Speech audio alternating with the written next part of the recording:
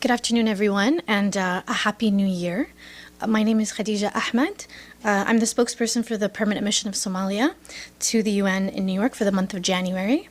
It is my pleasure to be available for media relations throughout this month of January 2026, during which Somalia assumes the presidency of the United Nations Security Council.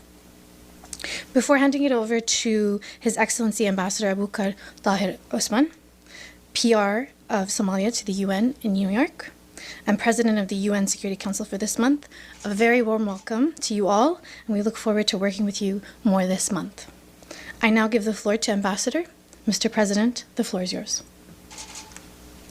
Thank you, Khadija. Good afternoon, members of the press, ladies and gentlemen.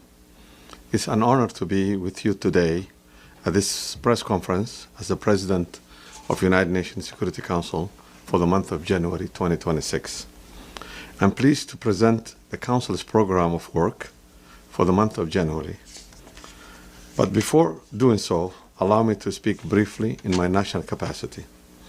Somalia is deeply honored to assume the presidency of the Security Council following our country's return to the Council after 54 years.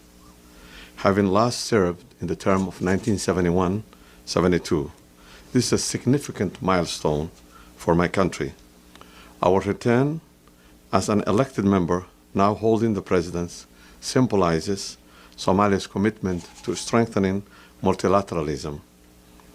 Over the past year, Somalia has strived to be a voice of reason, a bridge builder, and principled advocate for the respect for the international law, adherence to the UN Charter, the protection of civilians, and a peaceful settlement of disputes.